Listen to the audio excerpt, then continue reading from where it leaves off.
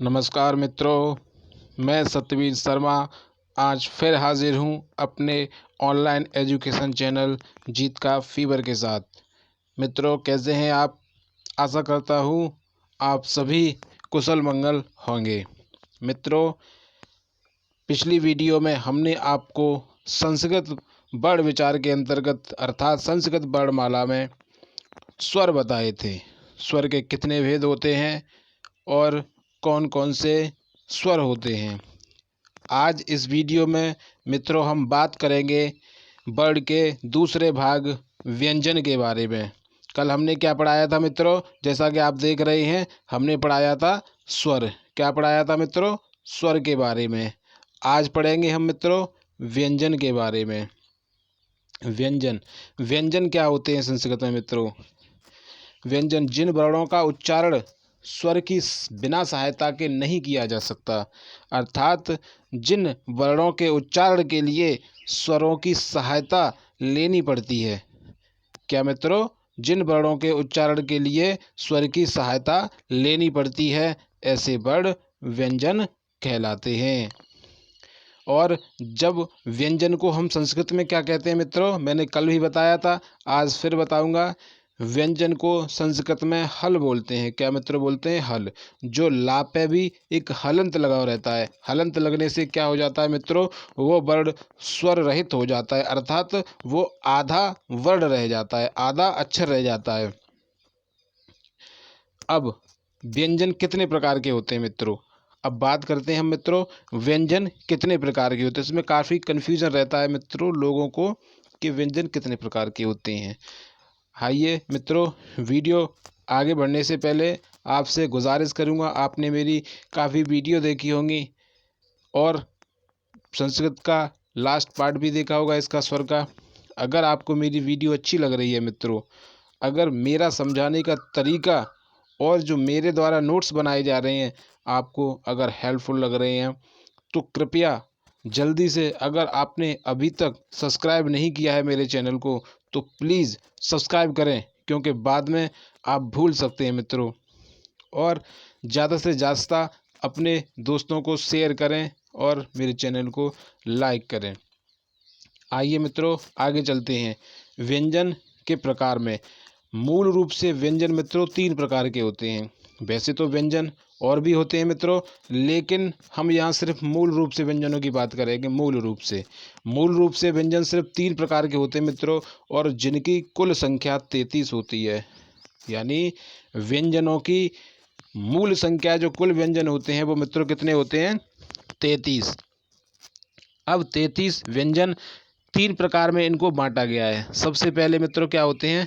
स्पर्श व्यंजन। क्या होते हैं मित्रों? स्पर्श व्यंजन। स्पर्श व्यंजन को क्वेश्चन आता है मित्रों संस्कृत भी। स्पर्श व्यंजन को संस्कृत में क्या बोला जाता है, ये भी आपको याद करने की ज़रूरत है। स्पर्श व्यंजन को संस्कृत में बोला जाता है कादयो मावशानाह स्पर्शा। क्या बोला जाता है मित्रों? अपने आप भी बोलिए 2-3 बार। संस्कृत का वर्ड है, थोड़ा अटपटा लगेगा, लेकिन 2-3 बार बोलोगे आप इजीली बोल पाओगे और आपको अच्छे से वो याद भी रहेगा। क्या बोला जाता है स्पर्श व्यंजन को संस्कृत में मित्रों?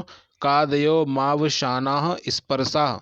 जो हा का उच्चारण आ रहा है वो क्या होते हैं मित्रों? विसर्ग लगे हैं। कादयो मावशानाह, ना के बाद विसर्ग लगे हैं, ऐसी स्पर्शा के बाद विसर्ग लगे हैं। क्या मित्रों? कादयो मावशानाह स्पर्शा। कादयो मावशानाह स्पर्शा 2-3 बार बोलोगे मित्रों, आपको इजीली बोल पाएंगे आप और आपको याद भी रहेगा। इस तरह स्पर्श व्यंजन का से लेके माँ तक कुल 25 वर्ण होते हैं मित्रों। स्पर्श व्यंजन हमारे कुल कितने होते हैं? 25 वर्ण होते हैं, जिनको 5 वर्गों में बांटा गया है। यानी स्पर्श व्यंजन हमारे जो 25 होते हैं, इनको 5 वर्गों में बांटा गया है। नंबर पहला वर्ग क्या होता है मित्रों? का वर्ग, जिसके अंतर्गत क्या क्या आता है मित्रों? का, खा, गा, घा और आड़ा। इन सभी पे मित्रों हलंत लगा हुआ है। इन सभी पर हलंत लगा हुआ है। नेक्स्ट क्या है? चा वर्ग। चा, छा, जा, झा, ज्ञ, जिसको चूलकियाँ बोलते हैं जनरली भाषा में। इन सब पर भी मित्रों जितने भी वर्ण हैं उन सब पे क्या लगा है मित्रों, हलंत लगा हुआ है, अर्थात ये स्वर रहित वर्ण हैं। अभी च वर्ग, च वर्ग के अंतर्गत भी 5 वर्ण आते हैं, च छ ज झ ञ, यानी पांचों वर्गों के अंतर्गत 5 5 वर्ण आते हैं। इस प्रकार टोटल स्पर्श व्यंजन हमारे 25 हो जाते हैं। तीसरा वर्ग होता है मित्रों टा वर्ग। टा वर्ग के अंतर्गत टा, ठा, डा, डा और अणा। चौथा वर्ग होता है ता वर्ग। ता वर्ग में ता, था, दा, दा और न। नेक्स्ट है हमारा मित्रों पांचवा वर्ग। पांचवा वर्ग क्या होता है मित्रों, पा वर्ग। पा, फा, बा, भा और मा। इस प्रकार हमारे मित्रों कितने स्पर्श व्यंजन हो गए, 25। आपको रटने की ज़रूरत नहीं है मित्रों, आप सीधा सीधा ये याद रखो कि का से लेके माँ तक, का से लेके माँ तक टोटल हमारे कितने होते हैं, 25 वर्ण हो जाते हैं। इनको 5 5 भागों में बांट दो। का से 5 अक्षर पढ़ोगे, का, मा, पा, का सॉरी का, खा, गा, घा, अड़ा। तो इस प्रकार ये 5 हो गए, तो ये का वर्ग हो गया। इसके बाद जो 5 आएंगे जैसे चा, छा, जा, जा, ज्ञ, ये क्या हो गया, चा वर्ग। यानी पहले अक्षर को ही उस वर्ग का नाम दे दिया जाता है। जैसे का, खा, गा, घा, गा 5 अक्षर हो गए, इनका पहला अक्षर का है, तो इस वर्ग को का वर्ग बोल दिया। इस प्रकार का से लेके माँ तक 25 वर्णों को आप 5 वर्गों में बांट लो। इसमें सबसे मोस्ट इंपोर्टेंट याद करने वाली चीज़ है मित्रों, बहुत बार एग्जाम में पूछा जाता है, यानी जो पांचों वर्गों के अंतिम अक्षर होते हैं मित्रों, जिससे जैसे हम जैसे अणा, ञ, ण, न और म, जो अंतिम पंचमाक्षर होते हैं मित्रों, जो 5 अक्षर होते हैं, यानी प्रत्येक वर्ण के अंतिम अक्षर कौन कौन से मित्रों, ण, ञ, ण, न, म, इनको अनुस्वार भी बोला जाता है। क्या बोला जाता है मित्रों, अनुस्वार भी बोला जाता है। इनको बोलने के लिए अनुस्वार का मतलब स्वर के बाद आने वाले या नाक के द्वारा बोले जाने वाले क्या होते हैं मित्रों, अनुस्वार। वैसे अनुस्वार का मतलब होता है मित्रों स्वर के बाद आने वाले, अनुस्वार कहलाए जाते हैं। अब आता है मित्रों व्यंजन में दूसरा व्यंजन हमारा होता है मित्रों अंतस्थ व्यंजन। क्या होता है मित्रों, अंत्यस्थ व्यंजन। अब अंत्यस्थ व्यंजन को संस्कृत में क्या बोला जाता है मित्रों, यड़ो अंत्यस्थाः। यड़ो अंतस्थ्या, जो आ है मित्रों, ये आ का उच्चारण आ रहा है, बल्कि मूल रूप से ये प्लुत स्वर है मित्रों, क्योंकि हम यड़ो ड़ को बोल रहे हैं, उसके बाद थोड़ा विराम लेते हैं। विराम मतलब एक, जब मैंने बताया था आपको प्लुत स्वर के बारे में, हम देर तक बोलते हैं यड़ो, यानी जैसे ओ, जैसे यड़ो, तो इसके बाद ड़ो के बाद मित्रों प्लुत स्वर आएगा, तो उसी प्रकार जो प्लुत स्वर लग रहा है वो बोलने में थोड़ा अ जैसा उच्चारण आता है उसमें। तो अंतस्थ व्यंजन को क्या बोला जाता है संस्कृत में मित्रों, यड़ो अंतस्थाः। यड़ो अंतस्था था हा, मतलब हा का उच्चारण आ रहा है, इस पर भी मित्रों पीछे क्या लगा है, विसर्ग, यड़ो अंतस्था।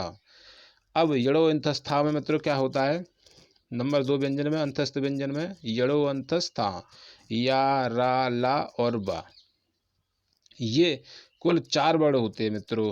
क्या होते हैं, 4 वर्ण होते हैं। इनको अंतस्थ व्यंजन बोला जाता है, जिनको संस्कृत में यड़ो अंतस्था बोला जाता है, क्योंकि इनकी गणना स्पर्श और ऊष् व्यंजनों के बीच की गई है। इनको अंतस्थ व्यंजन क्यों बोला जाता है मित्रों, अंतस्थ व्यंजन यानी बीच में स्थित, यानी इनकी गणना स्पर्श और ऊष्म वर्णों के बीच में होने के कारण इनको अंतस्थ व्यंजन बोला जाता है। इनको मित्रों अर्धस्वर भी बोला जाता है, क्योंकि इनमें य और वह अर्धस्वर होते हैं। वैसे तो मित्रों अर्धस्वर में पूछा जाता है मित्रों कि मान लो कि व्यंजन में से अर्धस्वर कौन कौन, मतलब किसे कहा जाता है, क्वेश्चन घुमा के आ जाता है मित्रों, अर्धस्वर किसे कहा जाता है। अगर व्यंजनों के नाम बोले जाते हैं मित्रों, जैसे स्पर्श व्यंजन है या अंतस्थ व्यंजन है या ऊष्म व्यंजन है, तो उसमें अर्धस्वर में क्या आएगा, अंतस्थ व्यंजन। लेकिन जब वर्ण दे दिए जाते हैं तो आपको विशेष रूप से याद रखने की जरूरत है मित्रों, या और वही अर्धस्वर होते हैं। कहीं कहीं पे मित्रों ये चारों भी अर्धस्वर दे दिए जाते हैं, ये थोड़ा अपवाद का विषय है। लेकिन जहाँ तक मैं आपको क्लियर बताऊंगा। मैंने एनसीईआरटी से जो नोट कलेक्ट किए हैं मित्रों, उस हिसाब से, और एग्जाम में अब तक जो जो भी क्वेश्चन आए हैं मित्रों, उस हिसाब से सिर्फ या और वही अर्धस्वर होते हैं। तो इसमें आपको कन्फ्यूजन होने की ज़रूरत नहीं है, मैंने आपको क्लियर कर दिया है। अब आता है मित्रों, यानी अंत्यस्थ व्यंजन कितने हो गए मित्रों? 4। और हमारे स्पर्श व्यंजन कितने थे? 25। तो मित्रों ये कितने हो गए? 25 और 4 29। हमने मूल व्यंजन कितने बताए थे? 33। अभी 4 और रह गए। अब तीसरा पार्ट इसका कौन सा होता है मित्रों? ऊष्म व्यंजन। कौन सा होता है मित्रों? ऊष्म व्यंजन। ऊष्म व्यंजन को संस्कृत में बोला जाता है ऊष्म सालाड़ाम। ऊष्म सालाड़ाम क्या बोला जाता है मित्रों? ऊष्म सालाड़ाम। ऊष्म सालाड़ाम, इनको भी 2-3 बार बोलोगे नामों को संस्कृत के को मित्रों, तो आपको वो अच्छी तरीके से याद हो जाएंगे। ऊष्म सालाड़ाम। अब ऊष्म सालाड़ाम कौन कौन से व्यंजन होते हैं मित्रों? स, श, स, यानी तीनों वाले, तीनों स और ह। सा से षटकोण वाला, सा से संयम वाला, सा से षटकोण वाला, सा से सपेरा वाला और हा हल। ये 4 वर्ड कौन कौन से होते हैं मित्रों? ऊष्म व्यंजन। इनको, इनके उच्चारण में घर्षण उत्पन्न होता है मित्रों, अर्थात इनको बोलने में मुख में वायु घर्षण के साथ बाहर निकलती है। और इनकी संख्या मित्रों कितनी होती है? 4। इस प्रकार हमारे मूल व्यंजन कितने हो जाते हैं मित्रों? 33। 25 हमारे स्पर्श व्यंजन, 4 हमारे अंत्यस्थ व्यंजन और 4 हमारे ऊष्म व्यंजन। इस प्रकार कुल व्यंजन मित्रों मूल रूप से कितने हो जाते हैं? 33। अब आता है इसी में मित्रों एक संयुक्त व्यंजन और आता है मित्रों संयुक्त व्यंजन। ये व्यंजन का जो पार्ट है वो व्यंजन के 3 भागों में बांटा गया। उसके बाद ये आते हैं मित्रों, ये मूल व्यंजन में नहीं है, ये संस्कृत वर्णमाला में है, लेकिन ये मूल व्यंजन में नहीं आते हैं, तो इनको काउंटिंग में आप नहीं करेंगे। काउंटिंग में सिर्फ स्पर्श व्यंजन, अंत्यस्थ व्यंजन और ऊष्म व्यंजन ही आएंगे। अब संयुक्त स्वर, संयुक्त व्यंजन, जिस प्रकार संयुक्त स्वर थे उसी प्रकार संयुक्त व्यंजन भी होते हैं।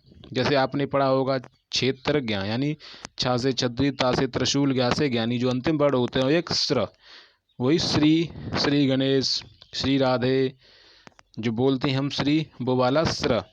यानी जो 2 विजातीय व्यंजनों के मेल से बने हों, जो 2 विजातीय व्यंजनों के मेल से बने हों, ऐसे व्यंजन संयुक्त व्यंजन कहलाए जाते हैं। कौन? ये भी मित्रों कितने होते हैं? 4। कितने होते हैं मित्रों? 4। पहला क्या होता है मित्रों? छा से छतरी। ये किस किस से मिलकर बना है मित्रों? का और सा से षटकोण वाला सा। इसमें आपको ये चीज़ देखने की ज़रूरत है मित्रों कि का और सा में से एक वर्ड हमारा स्वर रहित होना चाहिए। जोड़े में क्या होना चाहिए? स्वर रहित होना चाहिए। अगर दोनों स्वर रहित होंगे तो साथ में छोटा आ यानी हर्ष स्वर भी होना चाहिए। हर्ष स्वर में छोटा आ भी साथ में ऐड होना चाहिए। ये आपको ज़रूर याद करने की ज़रूरत है। दूसरा है त्र। त्र किस किस से मिलकर बना है मित्रों? ता और रा से। हमारा छा से छतरी किससे बना था? का से और सा षटकोण से, जिनमें एक स्वर रहित वर्ण था। ऐसे ही त्र, त और र, इनमें भी एक या त को मान लो या र को मान लो स्वर रहित, इन दोनों को जोड़ दो तो हमारा संयुक्त स्वर त्र बन जाता है। ऐसे ही ज्ञा से ज्ञानी। ज्ञा से ज्ञानी कैसे बनता है मित्रों? कन्फ्यूजन होता है, ज्ञा पढ़ते में इंसान ग देख लेता है, ग, लेकिन ग के मेल से नहीं बनता है मित्रों। सबसे ज़्यादा क्वेश्चन यही आता है ज्ञा का। संयुक्त व्यंजन में ज्ञा का क्वेश्चन सबसे ज़्यादा आता है, क्योंकि इसी में सबसे ज़्यादा कन्फ्यूजन होता है, और छा वाले में ज्ञा उच्चारण के आधार पर देखेंगे तो गा आ रहा है, लेकिन गा के मेल से नहीं बना होता है मित्रों। ये बना होता है जा और ज्ञ, जो चूलकियाँ बोलते हैं हम मित्रों, वो ज और ज्ञ, जिनमें वही एक स्वर रहित है, चाहे ज को मान लो चाहे ज्ञ को मान लो। इस प्रकार ज्ञ हमारा संयुक्त व्यंजन हो जाता है। नेक्स्ट आता है मित्रों स्र। स्र किससे बना है मित्रों? सा संयम वाला सा। इसमें भी आपको स को याद रखना है मित्रों। जैसे छा से क्षत्रिय में सा से षटकोण वाला सा था, उसी प्रकार स्रा में सलजम वाला सा है मित्रों। कौन सा? सलजम वाला सा। सा और र। के मिलने से हमारा संयुक्त व्यंजन स्र बन जाता है। इस प्रकार मित्रों, मैं आशा करता हूँ कि आपको व्यंजन भी स्वर की भांति बहुत अच्छे से आ गए होंगे। अगर मित्रों कोई भी कैसा भी स्वर या व्यंजन के मामले में आपके अंदर कोई भी क्वेश्चन हो तो आप कमेंट बॉक्स में पूछ सकते हैं मित्रों, बिना किसी टेंशन के। मित्रों, इसी के साथ मैं फिर कहूँगा कि आप वीडियो देखते देखते मेरे चैनल को सब्सक्राइब करना भूल गए हैं तो मित्रों प्लीज़ अभी तुरंत मेरे चैनल को सब्सक्राइब करें और लाइक ज़रूर करें और अपने दोस्तों को शेयर करें। थैंक यू मित्रों। जय हिंद।